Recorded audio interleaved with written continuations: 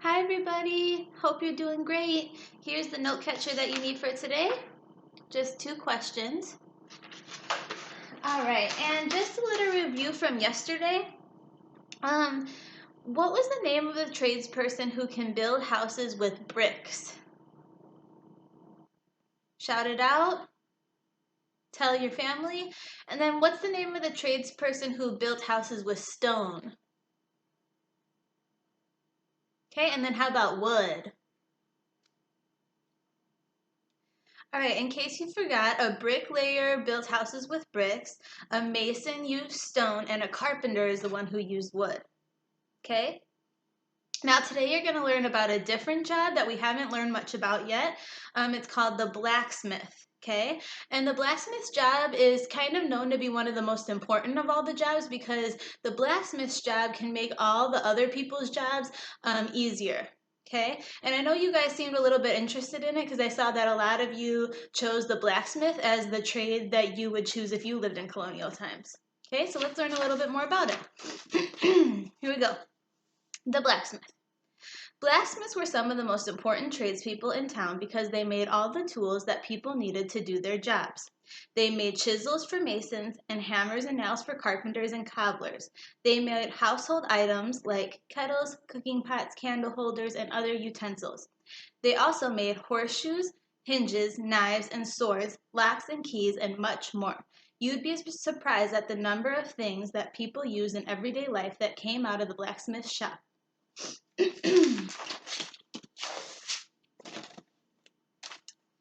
To do his work, a blacksmith needed 5 basic things. He needed some metal to work with, something to heat the metal in, something to move the hot metal from one place to another, something to put it on, and something to hit it with. Okay? And metal is a hard, shiny material that can conduct or carry heat and be melted or reshaped. Blacksmiths in early America worked mostly with iron. Say iron. Iron is a very strong metal, but when it is heated in a fire, it becomes soft and pliable. That means when iron is heated in the fire and it gets hot enough, you'll be able to bend it. That means that it can be shaped into whatever shape that the blacksmith wants. Okay, so I hope you remember, what kind of metal do blacksmiths work with? What kind of metal do blacksmiths work with? Shout it out. To heat the iron, a blacksmith used a special oven or fireplace called a forge. Most forges were simple open fire pits like the ones in the first picture, so that the blacksmith could work closely and easily with the metal he puts in the fire. The most important thing was that the fire burned hot, so hot that it could melt metal. Okay, that brings us to our first question. It says, metal is hard. How is a blacksmith able to bend it into different shapes? Okay, so a blacksmith has to do something to the metal so that they can bend it. Because otherwise it's way too hard to bend. What does a blacksmith do? You can say a blacksmith needs to blank. Or you could say the metal needs to be what? Okay, pause the video if you need to.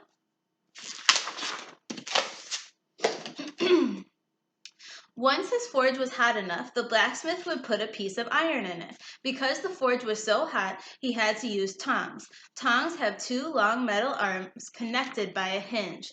By squeezing the 2 arms together, you can grab things without using your own hands. Some of you probably have tongs in your kitchen. I have some that I'll show you in a second. You can see the blacksmith using tongs in this picture. Tongs were an essential tool for the blacksmith, almost like a second pair of hands for him. Okay, so if you look a little bit closer here in the picture, you can see he's got his tongs right here. Tongs are a tool that you can use to pick something up when you don't want to burn yourself. So I grabbed the ones from my kitchen. Here they are. These you might use, like say you're grilling hot dogs on the grill or something, you can pick them up and turn them when you're cooking them, and then you won't burn yourself. Well, this was something that blacksmiths had to use all the time, was tongs. His tongs look a little bit different than mine, but you get the idea. Okay. The blacksmith would leave the iron in the forge until it was red hot, meaning that it actually got so hot that it turned bright red in the fire. Then he'd pull it out, using his tongs again to keep from burning his hands. After quickly removing the red-hot piece of iron from the fire, he placed it on the anvil and started to bang away at it with his hammer.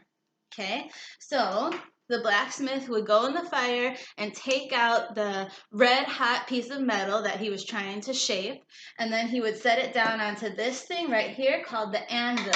And from there, he could take hammers and he could shape it into whatever shape he wanted. Okay?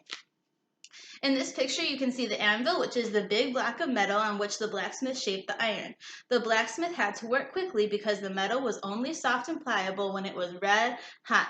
Once the iron cooled, then it would harden and you wouldn't be able to shape it anymore.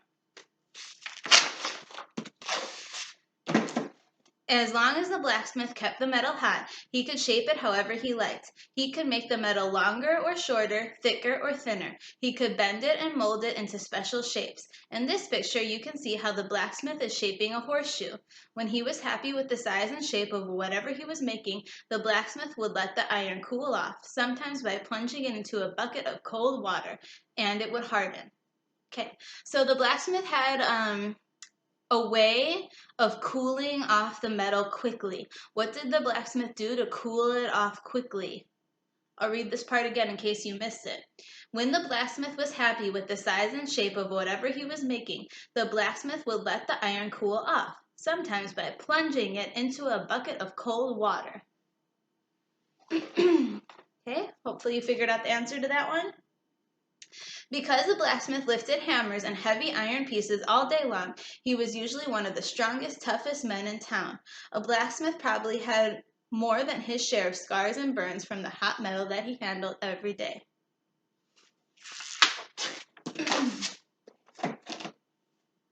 Blacksmiths were often thought of as clever and resourceful people, meaning they were able to figure out how to fix things and make things work. If a person needed a special tool for a special job, chances were that the local blacksmith could figure it out and make whatever was needed.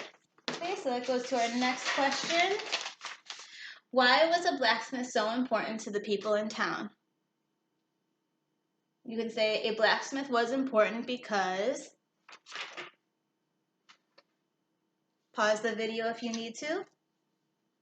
Is anyone wondering where the name blacksmith came from? Well, the word smith comes from the word smite, which is another word for hit. And iron is black, so a blacksmith is a person who smits or hits black metal for a living. Last page.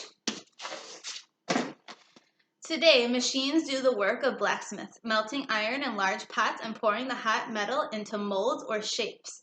For example, there is a mold for a horseshoe. The good thing about using a mold is that no one gets burned and all the horseshoes come out the same. But we will still appreciate the handmade ironwork of blacksmiths from long ago. No town in early America was without a blacksmith. He was the essential tradesperson in every town. All right, so that's the end of our read aloud about blacksmiths. I remember that Julian and Alex, both of you said that you wanted to be blacksmiths. Hopefully you still do after hearing this read aloud. And then parents, I know we talked a lot about a horseshoe in this read aloud, and your journal prompt is going to be about the steps of how a horseshoe was made. I'm sure a lot of your kids don't know what a horseshoe is or what it was for, so if you have one, you can show them, or if you can maybe find some information about it on YouTube or just a picture of it, could you show it to them? Because we have another read aloud coming up where they're going to have to kind of know what that is. Okay? Let's see if I had any other questions for you. That's it for today, guys. I hope you're enjoying the warmer weather. I miss you all, and I'll see you later. Bye.